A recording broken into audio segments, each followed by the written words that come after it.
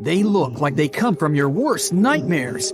There's no evidence they exist, but all the scary stories about them still sometimes sound so real, passed down from generation to generation. Which one is your favorite? The first creature that probably comes to your mind is Bigfoot, a giant creature that reminds you of an ape and allegedly leaves extremely large footprints and other traces that make people in the area of the Pacific Northwest wonder if it's really there. It's so popular, other similar beasts got their own legends too. Like the Mogollon monster, something people also call the Arizona Bigfoot. Reported along the Mogollon Rim, this mysterious creature is 7 feet tall and has big red eyes. Stories say its body is covered with long reddish-brown or black hair, besides its face, chest, feet, and hands. It mimics coyotes, birds, and other wildlife, emitting strange whistle sounds at the same time. The creature tends to explore campsites when it gets dark. It builds nests out of twigs, pine needles, and leaves. And if you're in that area and someone is throwing stones from locations you can't see, yep, Mogollon monster. This creature is omnivorous, which means it eats both plants and animals. And it prefers to wander at night, lurking for innocent prey lost in the woods. Urayuli, a 10-foot mythical creature people say hides in the southwestern woodland parts of Alaska. It's a hulking giant beast, known for its extremely long limbs. Legends say their lanky arms are so long, they reach their ankles. The creature is covered in a thick coat of hair. The only thing you can see on its face, not covered in the hair, is the creature's eerily luminescent eyes. The legend says Urayuli use their glowing eyes to hypnotize their prey. But not us, since stories say they prefer to catch deer. And they're known to be kind towards humans. And some claim the Urayuli are actually just a type of Bigfoot. Wendigo. This terrifying creature is said to be hiding across the northern forests of Canada and the United States, always looking if there's some lost wanderer. The story says the Wendigo used to be a lost hunter. The freezing winters transformed him into a fierce 15-foot-tall beast with desiccated skin tightly pulled over its large, pointy bones.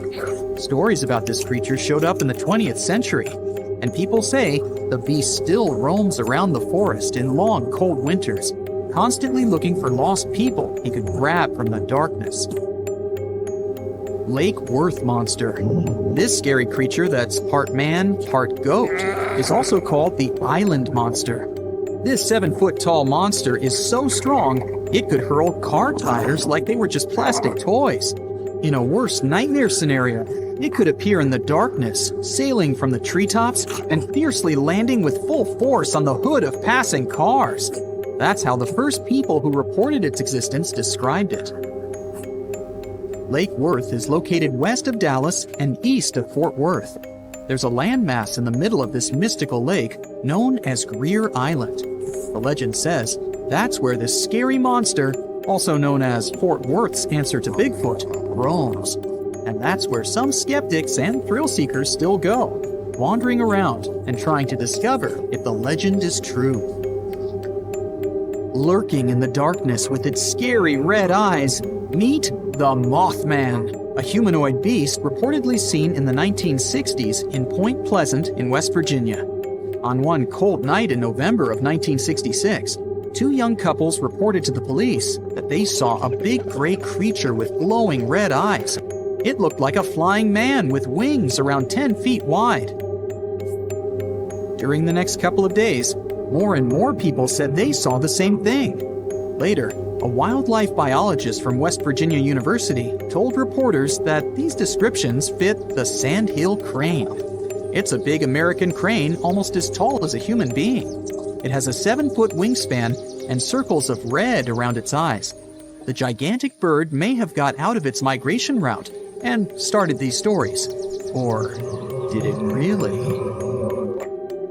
Fresno night crawlers. They're not that tall, considering they're monsters, about 5 feet. The upper part of their body is pretty small, so most of their height is their legs. These creatures have allegedly made 2 appearances so far. Once, People saw them in Fresno, California. In contrast, the other time was in Yosemite National Park in California. Both times they were in videos of poor quality, so it wasn't easy to find details of their upper body. But the creature is considered thin and white with no arms. At least, we can't see them. It also has pretty short and stilt-like feet. Have you heard of the slide rock bolter? It's said to be hiding somewhere in the mountains of Colorado.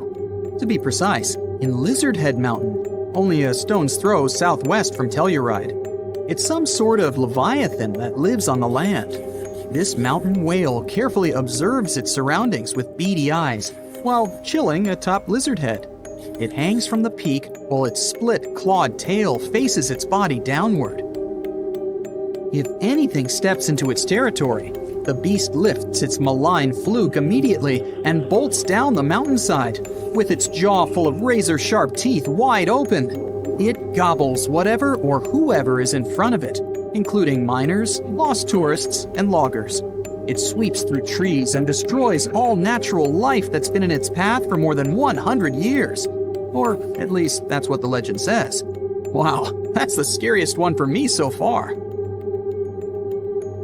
Altamaha. Somewhere in southeastern Georgia, close to the mouth of the Altamaha River, there's a hissing sea monster hiding. It's one of the biggest rivers in Georgia that empties into the Atlantic Ocean, and the entire area that surrounds the river is full of small islands, canals, dikes, ponds, acres of marshes, and old rice fields. Perfect for such a monster to hide, don't you think? The story says this unusual cryptid has a sturgeon-like body, including a bony ridge on its top. Due to its front flippers, the creature swims like a dolphin. His snout reminds me of a crocodile. His teeth are large and sharp, whereas his eyes are big and protruding. The beast is green or gray with a white-yellowish underbelly and is up to 30 feet long. There's no physical evidence the Altamaha really lives there, but the legends date back centuries when people started talking about an enormous snake-like beast that hissed and bellowed. Loch Ness Monster, or how many like to call it, Nessie. This myth dates back from old times, all the way to a group of people that lived in ancient Scotland known as the Picts. The legend started to grow in the 1930s. Back then, a road near Loch Ness was finished, offering a nice view of the lake without bigger obstacles. And in April of 1933, a couple noticed there was a large animal. They compared it to a prehistoric monster or dragon. Most people imagine it as a plesiosaur, which is basically a marine dinosaur. The beast quickly crossed the couple's car's path and then disappeared below the water's surface. Later that year, some researchers even found big footprints. They believed they were from a pretty soft-footed solid creature around 20 feet long. Later, some determined the tracks were the same as the ones that a hippopotamus leaves. Plus, scientists said the lake wasn't that nutrient-rich for such a large predator. There are not enough animals to support such a beast at the top of the food chain. But the legend about a giant mythological creature has moved on, and still makes people across the world wonder if there's really something hiding deep down in the dark, murky waters of Loch Ness. That's it for today. So hey, if you pacified your curiosity, then give the video a like and share it with your friends. Or if you want more, just click on these videos and stay on the bright side.